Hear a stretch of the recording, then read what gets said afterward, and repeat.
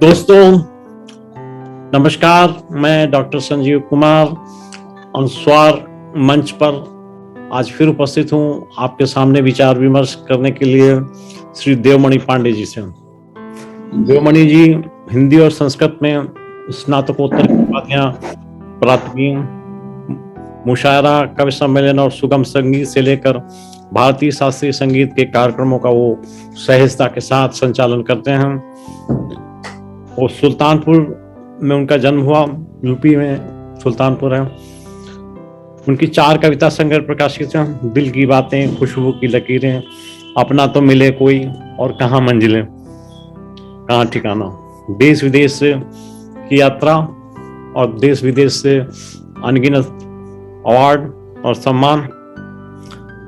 संप्रति मुंबई वासी और सिनेमा जगत से संबद्ध।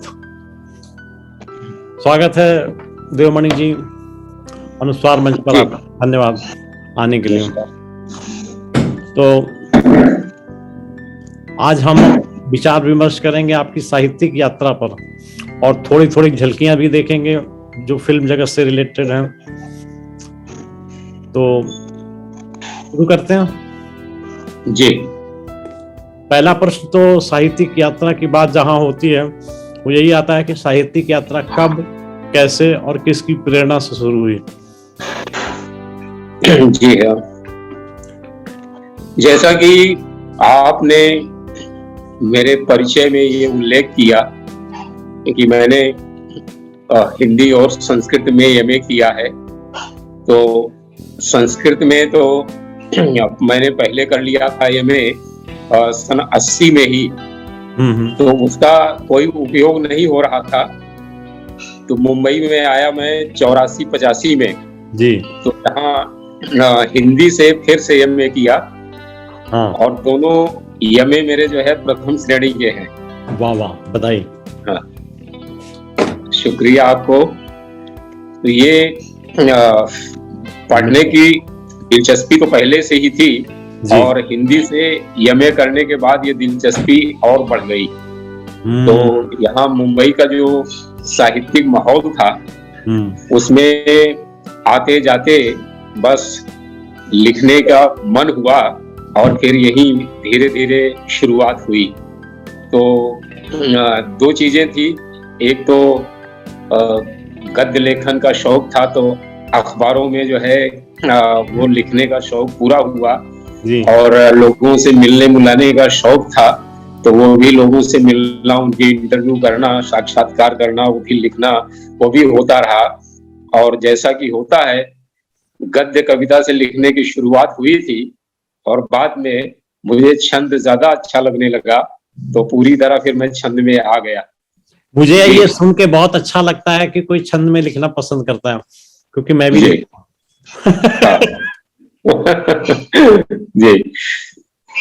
देखिए, इसमें मुंबई में गीतकार हुए कवि प्रदीप, जिन्होंने गीत लिखा, आए मेरे वतन के लोगों जरा आंख में भर लो पानी। तो मैं उनके यहाँ आता जाता था, दोस्ती हो गई थी। तो एक दिन उन्होंने एक पत्रिका में मेरी अतुकांत कविता दिखाई और बोले ये तुम्हारी कविता है? हमने कहा हाँ हाँ। तो बोले कि ये कविता तुम लिखोगे तो तुमको सिर्फ बुद्धिजीवी होने का प्रमाण पत्र मिलेगा, और अगर छंद में लिखोगे तो तुमको दौलत, शोहरत, प्रतिष्ठा तीनों मिलेगी। तो मैंने कहा कि मुझे छंद तो आता नहीं। तो उन्होंने कहा कि छंद हर आदमी के भीतर होता है, तो आप जो है छंद में लिखने की कोशिश कीजिए तो आपके भीतर की लय आपको मिल जाएगी, तो आप छंद में लिखना जारी रख सकते हैं।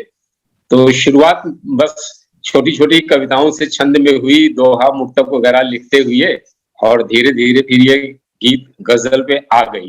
तो उनका जो कहना था वो मैंने मान लिया था और फिर जो है इधर उधर फिर रिकॉर्डिंग भी शुरू हो गई, फिर छंद में लिखने का फायदा मिलने लगा। अच्छा, ये बात है। Very good. तो आपकी प्रेरणा के स्रोत बने ना वो? हाँ हाँ, जी हाँ, तो सही बात है। सबसे पहला जो आपकी रचना प्रकाशित हुई मेरी समझ में वो कविता थी या गद्य? नहीं, रचना तो जो है जब मैंने आदुकांत में लिखना शुरू कर दिया था, तो वो भी एमए करने के बाद 1985 में हिंदी से एमए किया जी। और 1-2 साल तक साहित्य पढ़ता रहा और उसके बाद फिर यहाँ की गोष्ठियों में जाता रहा। तब मुझे महसूस हुआ कि बहुत सारे लोग जो आदुकांत कविता लिख रहे हैं, अगर मैं कोशिश करूं तो मैं भी ऐसा लिख सकता हूं। तो फिर लिख करके मैंने गोष्ठियों में सुनाना शुरू किया और फिर ये देखता था कि जो कुछ लिख रहा हूं, अगर उसमें कुछ दम होगा तो संपादक उसको छापेंगे। तो उस जमाने में मैं फिर वो अपना टिकट लिखा, मतलब पता लिखा हुआ टिकट लगा लिफाफा के के साथ, हाँ वापसी जी। का लिफाफा वो जो है पत्रिकाओं को भेजता था। तो इस तरह से जो है, जो मेरे जो मुक्त छंद की कविताएं थी, पहले वही छपी।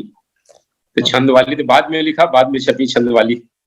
तो छंद की कोई कविता सुनाएंगे, या याद है आपको, या आजू बाजू कहीं किताब रखी हो तो? नहीं, देखिए, जो है मैं आपको सुनाऊंगा, याद है मुझे। तो जो मैंने गजलें लिखी वो हंस में, कथादेश में, नया ज्ञानोदय में, ऐसी पत्रिकाओं में प्रकाशित हुई। और इनके बाद वाली जो दूसरी तीसरी कतार की पत्रिकाएं हैं उसमें भी काफी प्रकाशित हुई। तो मैं आपको एक गजल के चंद शेर सुना रहा हूँ जी जी, बहुत अच्छा। कि आप इसमें देखिए कि मुहावरों का इस्तेमाल कैसे किया गया है वेरी कि गुड। वक्त के सांचे में ढलकर हम लचीले हो गए। वाह वाह। वक्त के सांचे में ढलकर हम लचीले हो गए, रफ्ता रफ्ता जिंदगी के पेच ढीले हो हो गए। गए हम। हाँ, बहुत सुंदर। वक्त के सांचे में ढलकर हम लचीले हो गए, रफ्ता रफ्ता जिंदगी के पेच ढीले हो गए। इस तरक्की से भला क्या फायदा हमको हुआ, बुझ न पाई प्यास कुछ बस होठ गीले हो गए। होठ गीले हो गए। क्या हाँ, बात है, क्या इस सुंदर लिखा है। इस इस तरक्की से भला क्या फायदा हमको हुआ, बुझ न पाई प्यास कुछ बस होठ गीले हो गए। क्या हुआ, क्यों घर किसी का आ गया फुटपाथ पर। क्या हुआ, क्यों घर किसी का आ गया फुटपाथ पर, शायद उनकी लाडली के हाथ हाथ पीले गीले हो हो गए। गए। क्या हुआ, क्यों बहुत घर सुंदर। किसी का आ गया फुटपाथ पे, शायद उनकी लाडली के हाथ पीले हो गए। और आपके बर्ताव में थी सादगी पहले बहुत, आपके बर्ताव में थी सादगी पहले बहुत, जब जरा शोहरत मिली तेवर नुकीले हो गए। सही। शुक्रिया। आप बहुत आपके सुंदर। बर्ताव में थी सादगी पहले बहुत, जब जरा शोहरत मिली तेवर नुकीले हो गीले गए। हो गए। और हक बयानी की हमें कीमत अदा करनी पड़ी, हक बयानी की हमें कीमत अदा करनी पड़ी। हमने जब सच कह दिया वो लाल पीले हो गए। हक बहुत बयानी की सुंदर। हमें कीमत अदा करनी पड़ी, हमने जब सच कह दिया वो लाल पीले हो गए। और हो मुखालिफ वक्त तो मिट जाता है नामो निशान, हो मुखालिफ वक्त तो मिट जाता है नामो निशान। एक महाभारत में कुम कितने कबीले हो गए, हो मुखालिफ वक्त तो मिट जाता है नामो निशान। एक महाभारत में गुम कितने कबीले हो गीले गए, हो गए। वक्त के सांचे में ढलकर हम लचीले हो गए, रफ्ता रफ्ता जिंदगी के तेज पेच गीले हो ढीले गए। हो गए। वाह वाह वाह, बहुत सुंदर। शुक्रिया बहुत आपका। सुंदर। बहुत सुंदर। जी हम आपसे और सुनेंगे जी आपकी गजल, क्योंकि आपको सुनाने का बड़ा अच्छा अनुभव है जी मुशायरों वगैरह में, और बड़े जी हाँ सफल आपने बड़ी अच्छी एक गजल सुनाई। लेकिन पहले जी जरा ये पता कर लेते हैं कि अब तक किन किन विधाओं में आपने काम किया हो, जी। गीत गजल के अलावा? तो गीत गजल के अलावा जो है, हमने कभी कभी लेख लिखे, वो भी पत्र पत्रिकाओं में जो है प्रकाशित हुए। और लोगों से मिलने का मुझे बड़ा शौक था। तो फिल्म जगत में खास तौर से जो गीतकार और फिल्म लेखक हैं, राही मासूम रजा हैं, उनसे मुलाकात हुई। कमलेश पांडे हैं, जावेद सिद्दीकी हैं, इन लोगों से। और जो लोग सिनेमा के गीत लिखते थे, हसरत जयपुरी, ये कैफी आजमी, मजरू सुल्तानपुरी, पंडित प्रदीप आनंद बख्शी, तो ऐसे बहुत सारे गीतकारों से मेरी मुलाकात हुई। और मैंने इन लोगों से मिलजुल के जो बातचीत की थी, तो कोरोना काल में उस बातचीत का मैंने सदुपयोग किया, उसको एक संस्मरण के रूप में लिखा।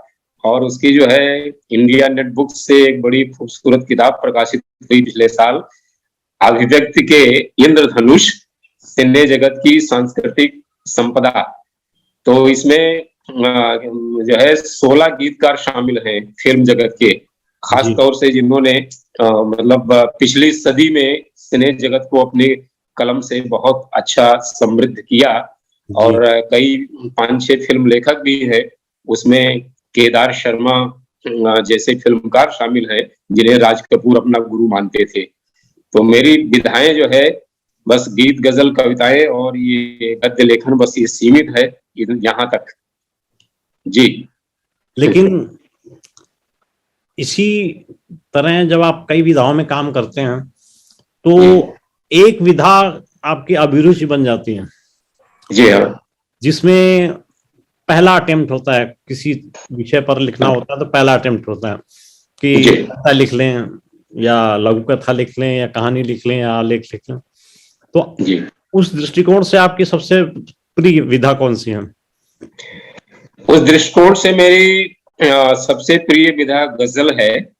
तो मैंने सबसे ज्यादा ध्यान भी गजल लिखने में ही लगाया। तो बीच बीच में क्या है कि गीत के जो है वो आ जाते हैं ऑफर। तो जब गीत लिखने के प्रस्ताव आ जाते हैं तो गीत लिखते हैं, और जो है जब मूड बनता है तो गजल कहते हैं। तो गजल में जो है सबसे ज्यादा मेरा मन लगता है, और ऐसा लगता है कि ये जो कम शब्दों में ज्यादा बात कहने की कला है कविता, तो गद्य जो है उसका बहुत सुंदर उदाहरण है। तो आपका मन हो तो जो है आप 4 शेर लिखिए, आपका मन हो 8 शेर लिखिए, मन हो 22 शेर लिखिए। तो आप जितना छोटा बड़ा उसको रखना चाहते हैं तो उतना कीजिए। तो मैंने ज्यादातर 5-6 शेर की ही गजलें कही जी, ये बात है।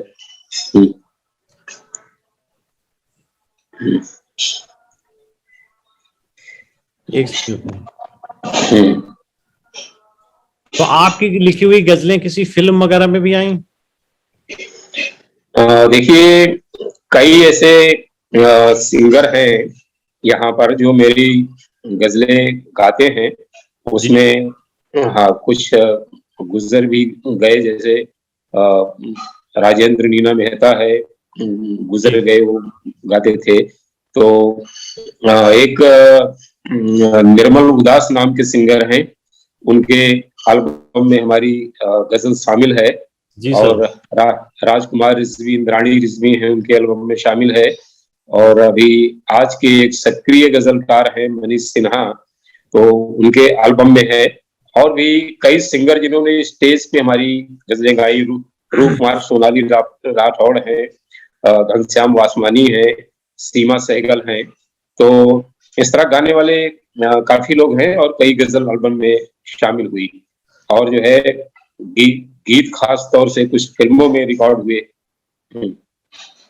ये जो गजलें गाई गई और लोगों के द्वारा, उनमें से कौन सी गजल आपको सबसे ज्यादा याद रहती है या आप गाए बगाए गुनगुनाते रहते हैं? क्या है कि जो ये ज्यादा पहले बाद की लिखी हुई है, मतलब जो ज्यादा इधर नजदीक है ना, पहले कई साल पहले लिखा था तो उनको सिंगर ने गा दिया। और ये जो इधर नजदीक में लिखा और उनको गाया तो वो ज्यादा याद रहती है। जैसे भी मनीष सिन्हा ने गाया है तो वह है, कभी रातों में वो जागे, कभी बेजार हो जाए, करिश्मा हो कोई ऐसा, उसे भी प्यार हो जाए। तो मेरे मालिक मुझे दे दे मोहब्बत में कशिश ऐसी, ज़बां से कुछ नहीं बोलूं मगर इजहार हो हो जाए। जाए। हाँ, मेरे मालिक मुझे दे दे मोहब्बत में कशिश ऐसी, ज़बां से कुछ नहीं बोलूं मगर इजहार हो जाए।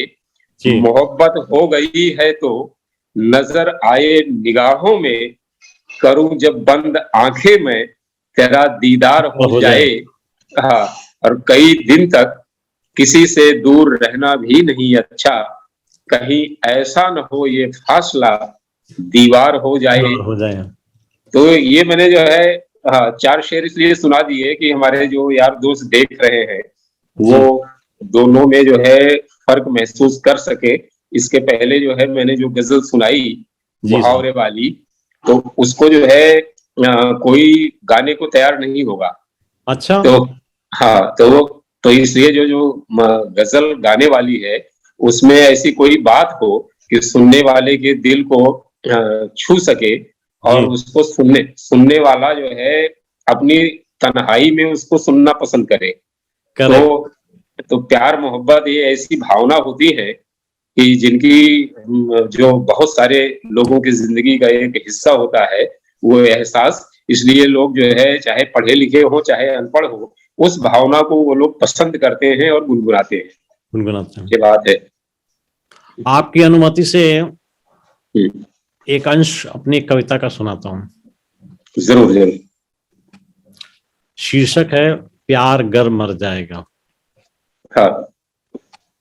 प्यार गर मर जाएगा, हम्म, प्यार गर मर जाएगा, फिर क्या यहाँ रह जाएगा।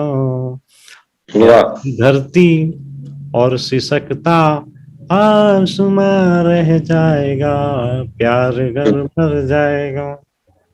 हम्म, बढ़िया। कौन कब बातें करेगा, कौन यूं छेड़ेगा तब, कौन बहलाएगा दिल को, तन्हा होगा दिल ये जब। तो हम्म, हिज्र का भी जिक्र तब तो बेवजह हो जाएगा, प्यार अगर मर वाह जाएगा। वाह। पानी की लहरें लहरों बिना, पानी हम्म, की लहरों बिना सूखी नदी बस नाम की। रूह हम्म, जब प्यासी रहेगी, रूह जब प्यासी रहेगी, जिंदगी किस काम की। ऐसी वाह। ही रस जिंदगी को, ऐसी ही हम्म, रस जिंदगी को कौन फिर जी पाएगा, प्यार अगर वाह मर जाएगा। वाह वाह। गुल और गुलशन के बिना, गुल हम्म, और गुलशन के बिना फिर बागवां भी किस लिए, एक साथी के बिना ये हम्म, कारवां भी किस लिए, एक साथी के बिना। तो हम्म, जिंदगी में एक पतझड़ का समा रह जाएगा, प्यार अगर वाह मर जाएगा। वाह। बहुत बढ़िया बहुत बढ़िया। तो ये तो जो है बढ़िया आपने, आपका तरन्नुम भी बढ़िया है और आपने गजल भी बढ़िया सुनाई। बस। तो ऐसी ऐसी ही चीजें जो है जन समूह को पसंद आती है। नहीं, आप तो पल्स रीड करने में माहिर हो गए। जी जी सही बात है। हाँ, तो बढ़िया सुनाया आपने। ठीक लिख लेते हैं। नहीं बिल्कुल अच्छा लिख रहे हैं आप। हम्म, हम्म, तो आगे चलते हैं। हाँ जो गीत गीत तो अंदर से निकलता है, हाँ। अंतर्मन में बनता है और फिर कागज में ढलता है, अक्षर जी। शब्दों में ढलता है। लेकिन अन्य चीजों के लिए आपका सामाजिक परिवेश से किस प्रकार से विषय वस्तु वगैरह उठाते हैं, कैसे? देखिए बात ये है कि कुछ ऐसी चीजें होती हैं कि जो आपके दिल को, आपकी चेतना को विकल बनाती है। जी। तो जब किसी ऐसे अनुभव से, किसी ऐसे एहसास से आप जुड़ते हैं, जी। तो वो भी आपको फिर जो है मन होता है कि भाई इस पे कुछ लिखे। तो मैं कुछ साल पहले गांव इस गया था, बीच में 4-5 साल का गैप हो गया था। जी तो गांव अपने सुल्तानपुर गया, जी तो सर। वहां का जो बदलाव आ गया था, तो वो गांव सीधा सीधा बोले तो एकदम अजनबी जैसा लगने लगा था। अच्छा। तो हाँ, तो भीतर से जो एक मतलब दुखद एहसास आता है।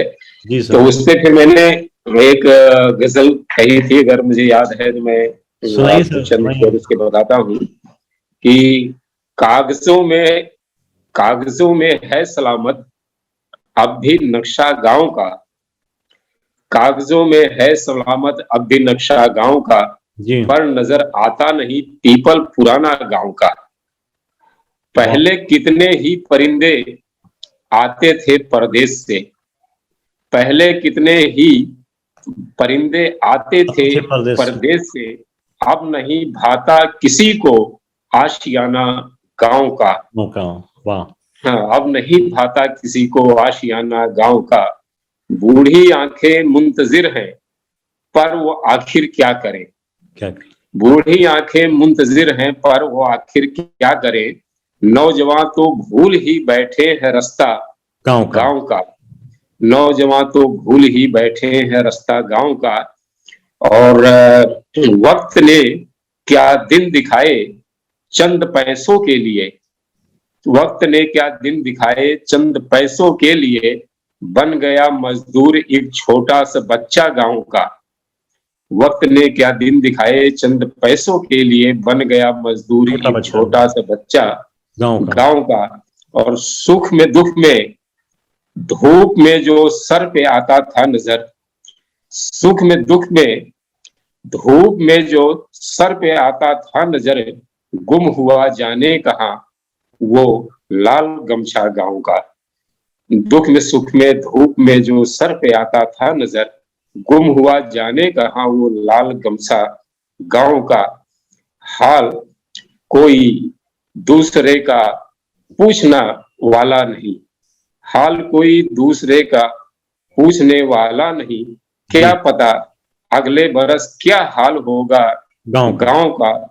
और सोच में डूबे हुए हैं जी। गांव के बूढ़े दरख्त, सोच में डूबे हुए हैं गांव के बूढ़े दरख्त। वाकई क्या लुट गया है कुल असासा गांव का, सोच में डूबे हुए हैं गांव के बूढ़े दरख्त। वाकई क्या लुट गया है कुल असासा गांव का।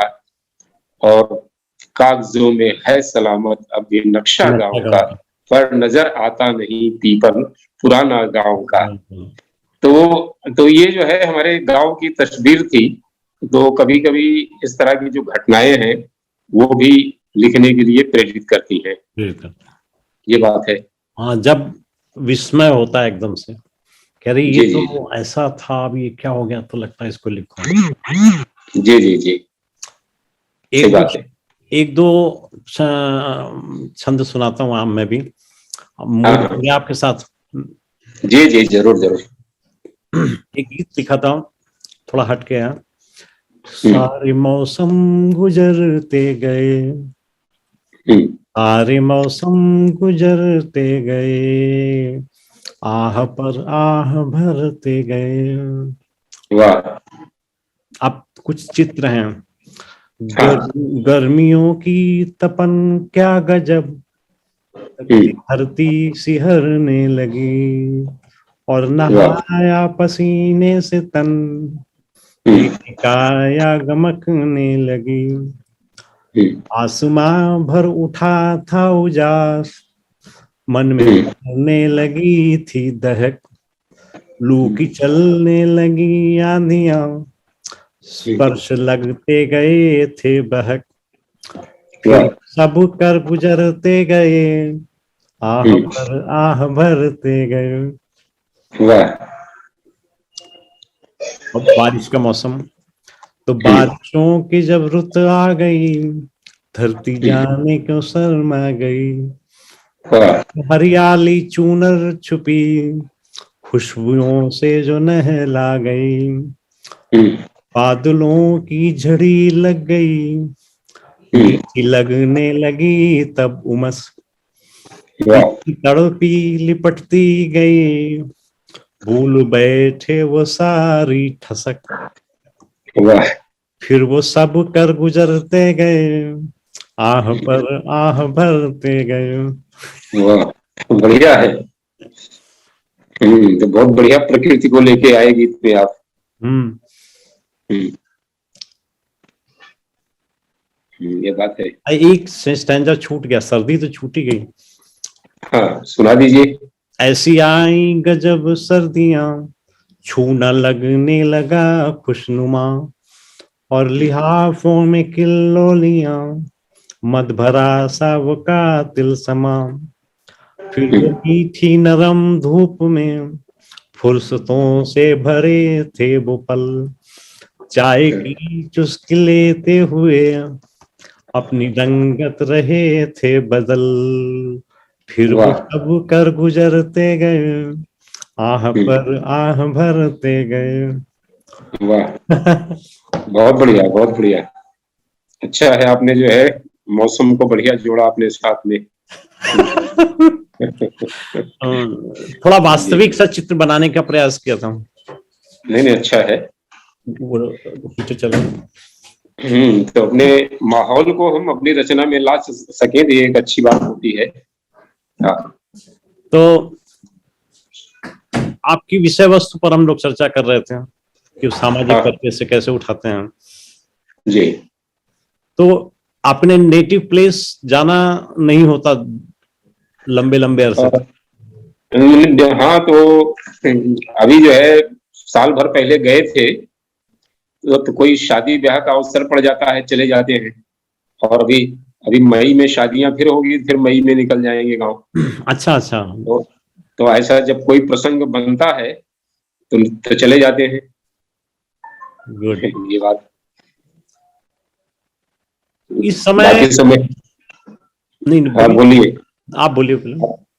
आप इस समय हम ये देख रहे हैं जी कि, या बल्कि मेरा विचार है, ऐसे कहूंगा मैं, कि हिंदी फिल्मों में जो जी गीत हैं, जो गजल हैं, उनको जी। साहित्य में शामिल किया जाना चाहिए। लेकिन क्यों ऐसा कहते हैं कि साहित्य में नहीं गिना जा सकता इनको? ऐसा क्या कमी लगती है? आपने सोचा कभी इस विचार पे? देखिए, जैसे साहिर लुधियानवी के कई गीत, कई नज़्में जो है, जब वो सिनेमा में नहीं आए थे तो उन्होंने एक रचनात्मक लेखन के तहत उनको लिखा था। तो वो जो है सिनेमा में लग गए। तो जब साहित्य जो है सीधे सीधे सिनेमा में आ रहा है तो उसको तो रेखांकित करना चाहिए, ये साहित्य है। इसी इसी तरह जो है इनके जो है मजरू सुल्तानपुरी की गजल उनके किताब में शामिल थी पहले से। हम तो मताए कूच आओ बाजार की तरह, जी। उठती है हर निगाह खरीदार की तरह। तो पहले से उनकी किताब में शामिल है, तो उसको साहित्य मान लेना चाहिए। और दूसरी बात यह है कि साहित्य जो जैसा मतलब महत्वपूर्ण स्थान रखने वाली कई रचनाएं, कई गीत सिनेमा में हैं, लेकिन उनके साथ में संकट ये है कि वो एक सामूहिक प्रयास माने जाते हैं। तो जैसे एक जो है संगीतकार ने एक धुन बना दी, तो उस धुन पर लिखने के लिए लेखक बाध्य होता है। तो या सीधे यूं भी बोले कि धुन से लिखने में उसको मदद मिल गई, उसने जो है ये गीत लिख दिया। और गीत लिखने के बाद जो है उसे किसी ने गाया तो उसका जो है और भी और भी महत्व बढ़ गया। और उसके बाद फिर अगले स्टेप पे सिनेमा में जब उसका जो है फिल्मांकन हुआ, तो फिल्मांकन के बाद में वो जिस हीरो हीरोइन के ऊपर फिल्माया गया वो उसके व्यक्तित्व का हिस्सा बन जाता है। तो इस तरह जो है एक लेखक है, फिर कंपोजर है और फिर सिंगर है, और इसके बाद जो है फिल्म डायरेक्टर है, वो सब है। और इसके अलावा बहुत सारे उसमें जो संगीत में भी एडिटर हैं, सिनेमा में भी एडिटर हैं, तो सारे लोग जो मिल करके उसे सजाते हैं। तो इस तरह एक गीत के पीछे मालूम पड़ा कि फिर 20 लोगों का योगदान हो गया। तो जो एक उत्पाद तो 20 लोगों के जरिए इस फाइनल शक्ल में आया है, अगर उसे हम एक साहित्य का दर्जा बनाते हैं तो सारा जो है वो क्रेडिट फिर उसके जो है रचनाकार को जाएगा, लेखक को। तो ये इस बात को लेकर के हमेशा हमेशा जो है बहस चलती रही कि भाई इसको जो है एक आदमी को क्रेडिट क्यों दिया जाए, है ना। तो इसलिए जो है जो अच्छे अच्छे गाने आ गए तो उसमें माना जाता है भाई पल पल बदल रही है रूप जिंदगी, धूप है कभी तो कभी छाँव जिंदगी, हर पल यहाँ जी भर जियो किसको पता कल हो न हो। तो हाँ, तो हमको लगता है कि जावेद अख्तर ने बहुत अच्छा लिखा। जावेद अख्तर बोलते हैं यार वो शंकर एहसान लाल ने ट्यून बड़ी अच्छी बनाई थी तो इसलिए मैंने अच्छा लिखा। तो उसके बाद फिर कोई बोलेगा यार इसको जो है सोनू निगम गाया बहुत अच्छा है, तो फिर ये भी बोलेगा कि जो है शाहरुख खान ने बड़ा अच्छा इस पे अभिनय किया है ना। तो वो सारी चीजें लोगों के दिमाग में बैठ जाती है। तो एक आदमी उसको अगर हम जो है रचनात्मक साहित्य मान ले तो हमको ये माना जाएगा कि फिर वो जावेद अख्तर की संपत्ति है, उनकी बौद्धिक संपत्ति जो है वो जावेद अख्तर की है। तो अगर मतलब इन सबके योगदान को कबूल करते हुए या भाई इन लोगों से बात करके कि भाई किसी गीत को साहित्य आप मान रहे हैं तो उसके फिर नीचे लिखिए कि लेखक जावेद अख्तर, संगीतकार शंकर एहसान लाए और जो है गायक सोनू निगम, इस तरह से जो है फिर या तो आप 2-3 चीजें लिखिए, लोगों को मालूम रहे कि किस फिल्म का गीत है और किसका योगदान है। तो ऐसे में अगर आप साहित्य मानते हैं तो अच्छी बात है कि 3-4 लोगों के योगदान के साथ में, तो ये यही प्रश्न चिन्ह लग जाता है। ठीक बात है। वाजिब व्याख्या की आपने, वाजिब कारण बताया है। तो एक्चुअली क्या है कि सब कुछ बांट सकते हैं, पैसे भी बांट सकते हैं, लेकिन क्रेडिट बांटना कठिन होता है। जी सही बात है। और बिल्कुल उसी तरह जैसे कोई पत्नी अपने पति को नहीं बांट सकती। हाँ बिल्कुल।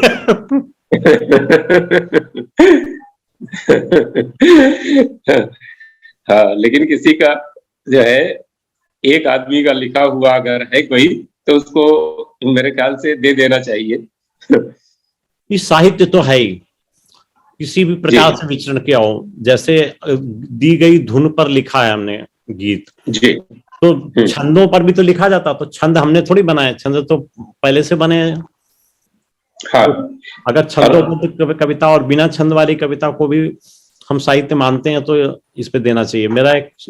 मेरे एक निकटस्थ हैं, उनका शोध प्रबंध है इसी बात पे जी, हिंदी साहित्य में फिल्मी गीतों का योगदान। जी हाँ, तो उन्होंने भी इस चीज को ऐसे ही रेखांकित किया है। देखिए बिल्कुल आपने सही कहा कि जैसे जो है पंडित प्रदीप थे, उन्होंने एक गीत लिखा, आए मेरे वतन के लोगों, तो जरा आंख में भर लो पानी, जो शहीद हुए हैं उनकी जरा याद करो कुर्बानी। तो उनको जो है इतना ही बताया गया था कि 26 जनवरी का एक दिल्ली में प्रोग्राम है और उसमें जो है कोई देशभक्ति का गीत आप लिख दीजिए जिसमें वहां पे नेहरू जी के सामने पेश किया जाएगा जी। तो उन्होंने उसकी सिचुएशन क्या रहेगी, उसके भाव क्या रहेंगे, उसकी ट्यून क्या रहेगी, ये सारी चीजें पंडित प्रदीप ने खुद तय करी। तो मतलब कंपोजर भी वही थे, उन्होंने जो पहली कंपोजिशन बताई थी वो मुझे गा के भी सुनाया था जी। तो उन्होंने जो है ये सारी चीजें चूंकि खुद की, इसलिए ऐसे गीत का वो श्रेय जो है साहित्य में दिया जा सकता है कि ये पंडित प्रदीप का गीत है। लेकिन बात यह है कि पूरी दुनिया में वो लोकप्रिय हुआ लता मंगेशकर के कारण, श्री रामचंद्र के कारण। उन्होंने श्री रामचंद्र ने जो उसमें म्यूजिक अरेंजमेंट किया कि भाई ये इस तरह से संगीत बजेगा और उस संगीत पे जो है लता जी ने अपनी आवाज में जो करुणा डाल दी कि सुन करके पंडित नेहरू रो पड़े। तो हो सकता है कि लेखक खुद सुनाता तो पंडित नेहरू नहीं रोते, लेकिन लता की आवाज में ऐसी करुणा थी कि वो रो पड़े। तो यही बात आके फंस जाती है कि भाई पंडित जी ने लिखा भी, कंपोज भी किया, और ये जो है सिनेमा में भी नहीं था गाना।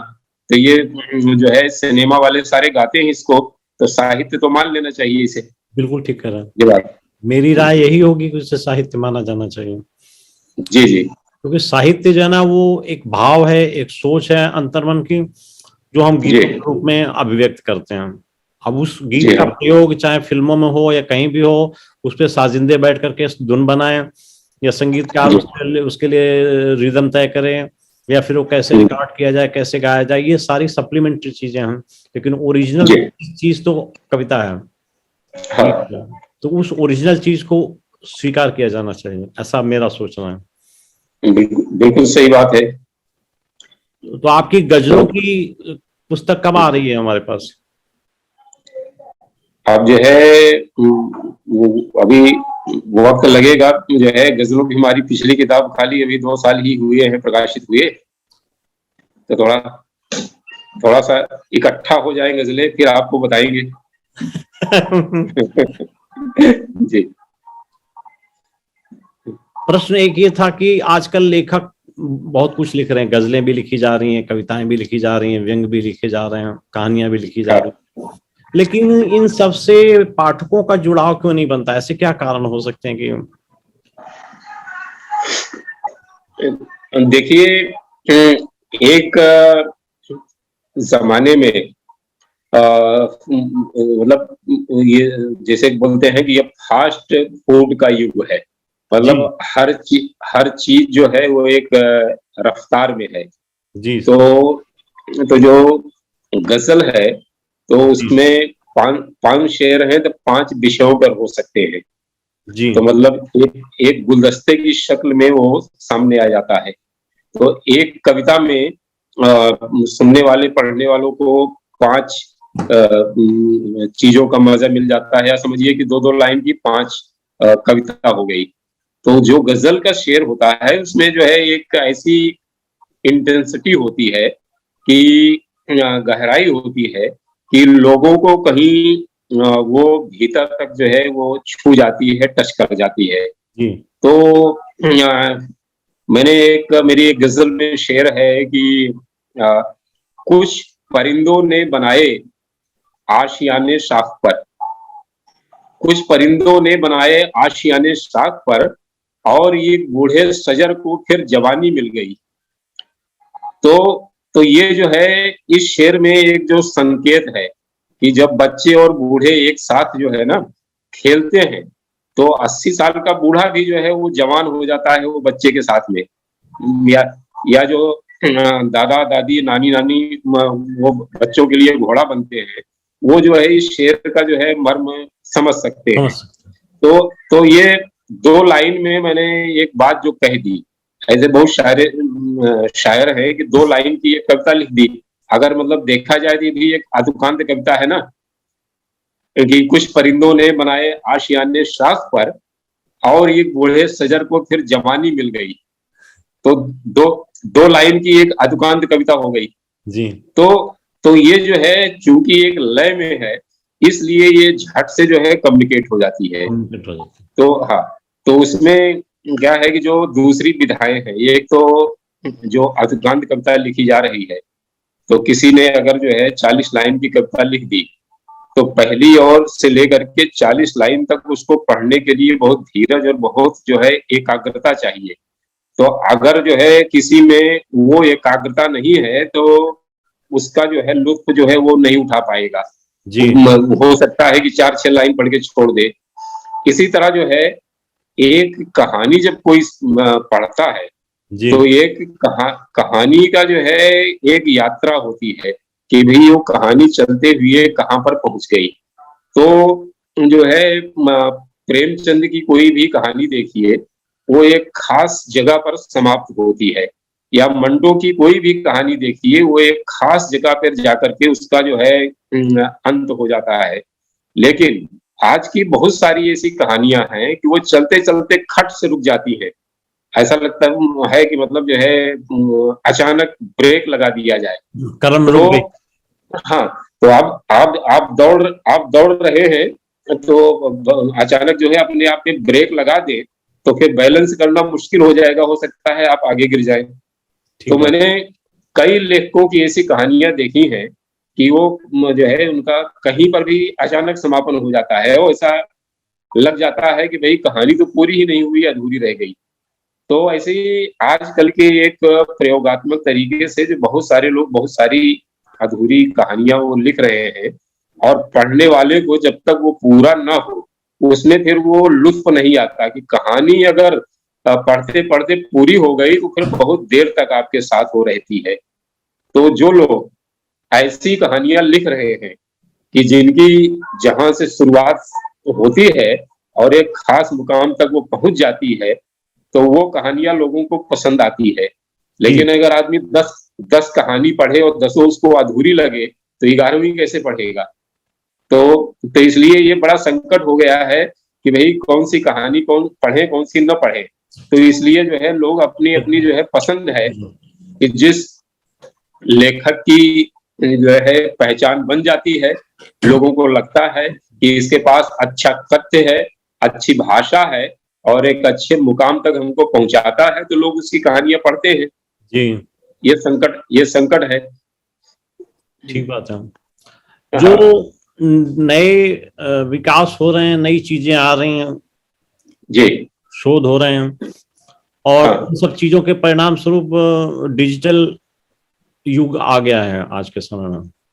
जी। तो क्या साहित्य के भविष्य पर आपको क्या असर दिखाई पड़ता है इसमें? देखिए इसमें क्या बोलते हैं कि कुछ लोग ऐसे हैं कि जिनको हाथ से पन्ना पलट के पढ़ने में ही सुख मिलता है। तो ऐसे लोग जो है नई पीढ़ी में भी मिल जाते हैं कि पन्ना पलट के पढ़ने वाले। जो नई पीढ़ी है वो 100% डिजिटल हो गई है, अभी ऐसा नहीं है।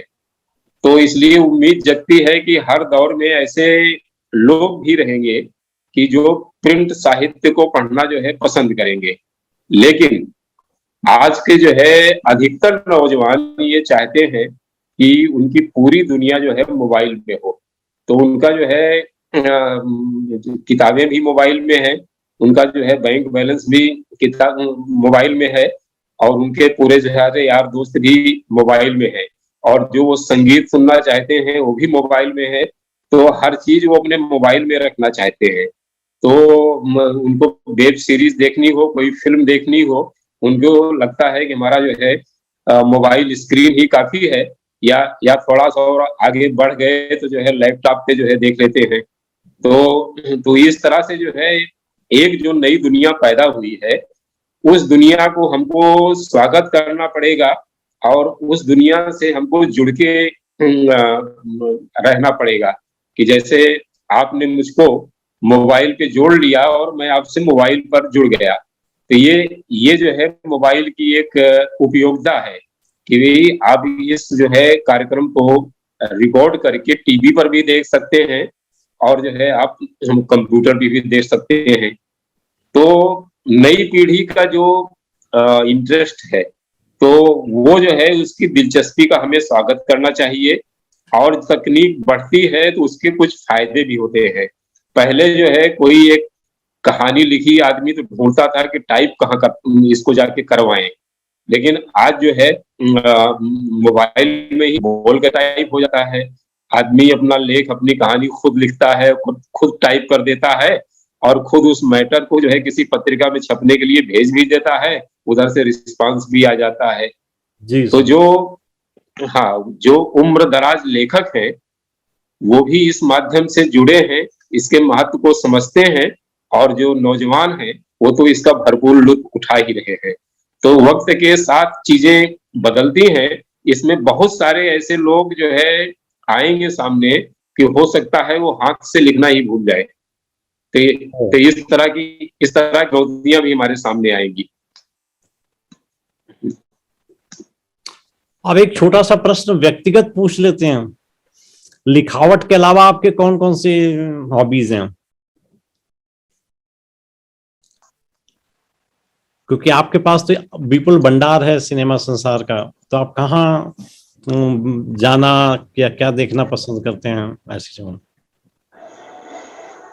देखिए, अभी इस पे जो है टीवी के लिए एक सुविधा हो गई है कि आप इसमें जो है फायर स्टिक लगा सकते हैं, और उसके बाद ये जो है नेट से जुड़ जाता है कि अपनी सारी पसंद की चीजें आप देख सके इसमें।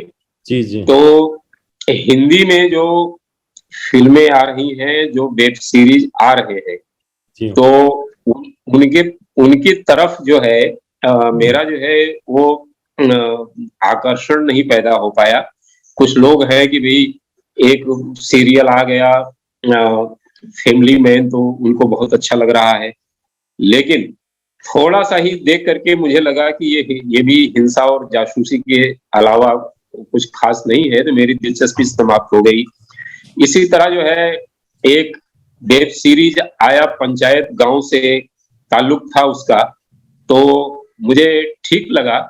और देखते देखते मुझे ये ग्रहण नाम का जो है मिल गया वेब सीरीज। तो ये 1984 में बोकारो स्टील सिटी में जो दंगे हुए थे, तो उन दंगों की पृष्ठभूमि में एक रची गई एक प्रेम कथा है। तो मुझे बस वो जो है ग्रहण जो है वो पसंद आया कि एक रियलिस्टिक कहानी को या कहानी। घटना को, हाँ, उन्होंने मतलब सही अप्रोच के साथ जो है पेश किया, और यंग जनरेशन को अपनी तरफ आकर्षित करने के लिए लोग जो है भरपूर हिंसा और भरपूर सेक्स वो डाल रहे हैं। तो हम लोगों की ऐसी चीजों में कोई दिलचस्पी नहीं रहती। तो ऐसे माहौल में मुझे जो है क्या बोलते हैं कि सबसे ज्यादा पसंद आ रही है मराठी फिल्में। तो मराठी में ऐसे कई कथाकार हैं कि जी जिनके उपन्यास पर या उनके लिखे नाटक पर फिल्में बनी है, जी। और उस उपन्यास उस नाटक में ये भी घोषित किया जाता है कि ये सत्य घटना पर आधारित है। तो यानी मराठी में जो है अधिकांश फिल्में जो है वो वास्तविक घटनाओं सत्य पर बना घटना, है। हाँ, सत्य घटना में आधारित है। और इस जो है समय में कि जिसमें कि भाई किसी ने बहुत कोशिश की और बच्चे को अपने भेज दिया अमेरिका। अब जो है माँ बाप परेशान है, बच्चा वहीं बस गया, आता नहीं। तो ये, हाँ, ऐसे ऐसे आपको अपने आसपास देखिए कि पहले बड़े प्रसन्न थे कि मेरा बच्चा अमेरिका में पढ़ रहा है, लेकिन लेकिन जब उसने आने से मना कर दिया, तब जो है आघात लगा कि जो है मैं बीमार होता हूँ तब भी नहीं बच्चा आने को तैयार है। तो इस तरह की जो समस्याएं हैं, उन पर मराठी में बहुत अच्छी अच्छी फिल्में बनी है अच्छा। कि हाँ, कि जो माँ बाप अकेले पड़ गए हैं और बच्चे जो दूर हैं, उनको किस तरह की परेशानियों का सामना करना पड़ रहा है, या जो है प्यार मोहब्बत में जो रंग बदल रहे हैं। तो ऐसी घटनाओं को लेकर के मराठी में बहुत अच्छी फिल्में बन रही हैं। तो वो फिल्में जिनमें कोई समझिए कि हिंदी वाले कभी कभी ऊपर से मसाला बहुत ज्यादा डाल देते हैं ना, कि मतलब सब्जी गायब हो जाती है, मसाला ही मसाला दिखाई गरम पड़ता मसाला है। बोलता है तो खाली। हाँ, तो मराठी वाले इतने साफ सुथरे ढंग से जो है फिल्में बना रहे हैं कि जो लोग मराठी नहीं भी समझते, अभी जो है अंग्रेजी सब टाइटल के साथ में वो चीजें आ रही हैं कि बहुत आसानी से देख सकते हैं। तो मैंने लॉकडाउन में सबसे ज्यादा मराठी फिल्में देखी, वाह। और अपना इस तरह से चलता रहता है। तो आखिर में कार्यक्रम के अंतिम प्रश्न के तौर पर मैं अनुरोध करूंगा कि आप नवोदित लेखकों के लिए या जो फिल्म लाइन में किस्मत आजमाना चाहते हैं उनके लिए आप क्या सुझाव या संदेशा देंगे? देखिए, जो लोग भी यहाँ आना चाहते हैं, तो उनको जो है छंद में लिखने का अभ्यास होना चाहिए। और जो है जिन लोगों ने बहुत अच्छे अच्छे गीत लिखे हैं, तो उनमें से कई गीत जो है उनको जो है याद भी करने चाहिए कि एक गीत में जिसे काफिया रदीफ गजल में बोला जाता है कि हाँ जी। तुकों का इस्तेमाल जो है कैसे किया जाता है, कि भाई आप किसी को पूछेंगे भाई प्यासा की तुक बताइए, तो आदमी झट से जो है आशा और निराशा बता देगा। लेकिन लेकिन ये आनंद बख्शी ने लिखा कि मन संग आंख मिचौली खेले, आशा और निराशा, एक ही लाइन में उन्होंने आशा और निराशा को डाल दिया। और उसके बाद जो है फिर आगे लिखा कि तड़प तड़प कर इस बिरहन को आया प्यार जरा सा, तो जरा, तो प्यासा का तुको जरा से ले आए। और इसके बाद जो है फिर आगे उन्होंने लिखा कि सूने महल में नाच रही है अब तक एक रक्कासा, तो रक्कासा ले आए नृत्यांगना। मैंने हिंदी के कई ऐसे जो है गीतकार देखे हैं जिनको रक्कासा का मतलब नहीं पता है। नहीं पता। तो आप अपने शब्द संपदा को जो है कैसे बढ़ाएंगे। एक सीरियल में मैंने गीत लिखा था जो 5 लोगों से रिजेक्ट हो गया था, मैंने लिखा, तो उसमें पहली लाइन में था कि ये गाथा है बलिदान की, तो गाथा का वजन था मीटर में बनाए हुए, लेकिन सबने जो है ये कथा लिखा था, ये कथा है बलिदान की, तो गाथा किसी को सूझा ही नहीं था। तो मतलब इतनी छोटी छोटी बातों पे चीजें फंस जाती है। तो एक तो ये है कि छंद लिखने का अभ्यास जो है, और दूसरे आपको हर मौके का गीत लिखने का अभ्यास होना चाहिए कि भाई एक सिचुएशन जो सबसे ज्यादा आती है वो है आई लव यू, ये है ना, कि आप आई लव यू कैसे किस स्टाइल में कहेंगे कि जो पहले से नहीं कहा गया है। दूसरी बात, आपको ये भी कहा जा सकता है कि भाई आप होली का नया गीत लिखिए, आप दिवाली का नया गीत लिखिए, आपको जो है कि कोई और त्योहार आ गया है इस पे एक गीत लिख दीजिए, है ना। एक आदमी जो है तन्हाई में अकेला बैठा है, तन्हाई पर गीत लिख दीजिए। तो मतलब जो है, जो आप शुरू में मौसम की बात कर रहे थे, तो जो है जीवन में सिर्फ सुख दुख के ही मौसम नहीं होते हैं। आप जैसे आपने बहुत सारे मौसम अपनी कविता में शामिल किए थे, तो वैसे जो है, हाँ, जो तैयारी करके आना चाहते हैं उनको हर मौसम का गीत लिखने के लिए तैयार होना चाहिए। तो कि आपके सामने जैसे ही मौका आए तो फिर आप जो है ये ना कहें कि मुझे ये जो है करना नहीं आता। आपके सामने जो भी कहा जाए कि ये कीजिए, तो आप बोल दीजिए कि हाँ हो जाएगा, और आप करके फिर दिखा दीजिए। तो अगर इतनी तैयारी के साथ आते हैं और मुंबई में जो है कम से कम 5 साल रहने का धीरज हो, तो प्रवेश मिल सकता है।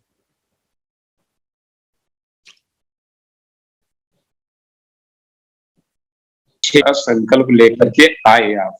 तो ये गीतकारों को ये ध्यान रखना चाहिए। बिल्कुल सही बात है। बहुत अच्छी विचार विमर्श रही, और हमें विश्वास है कि हम लोग इस प्रकार की चर्चाएं आगे करते रहेंगे।